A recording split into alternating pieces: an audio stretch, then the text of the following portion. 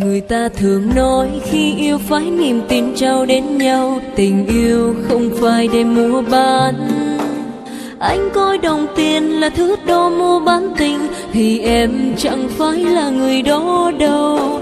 Tình yêu phải xuất phát từ cả hai, trái tim ngân vang lên cùng trái tim. Giàu sang phải chẳng mua được tình yêu, trái tim bán đi có được giàu sang.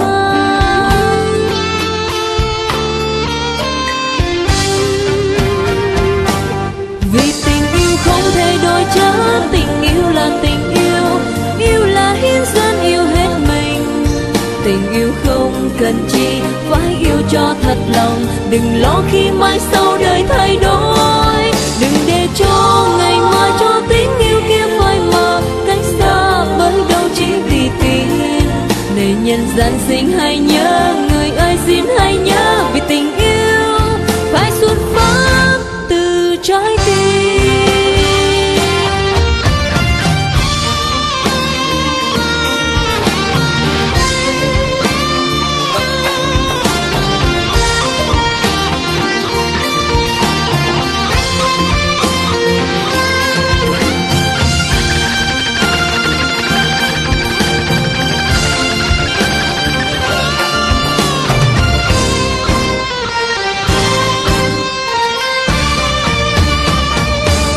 Người ta thường nói khi yêu phải niềm tin trao đến nhau. Tình yêu không phải để mua bán.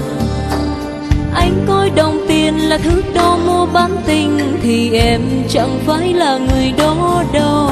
Tình yêu phải xuất phát từ cả hai, trái tim ngân vang lên cùng trái tim. Giàu sang phải chẳng mua được tình yêu, trái tim bán đi có được giàu sang.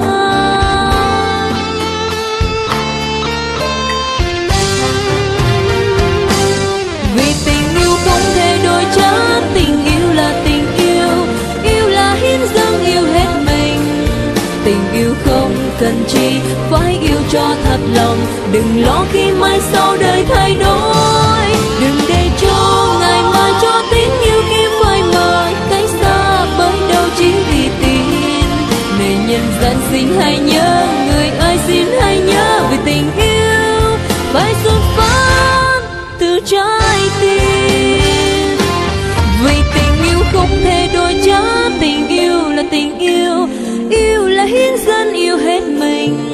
Tình yêu không cần chi, phải yêu cho thật lòng. Đừng lo khi mai sau đời thay đổi, đừng để cho ngày mai cho tình yêu kia phai mờ cách xa, bởi đâu chỉ vì tiền. Này nhân gian xin hãy nhớ, người ơi xin hãy nhớ, vì tình yêu phải xuất phát từ chính con tim.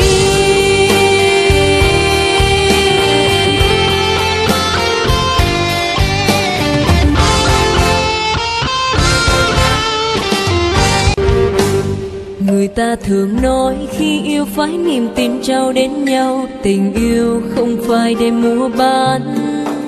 Anh coi đồng tiền là thứ đo mua bán tình, thì em chẳng phải là người đó đâu.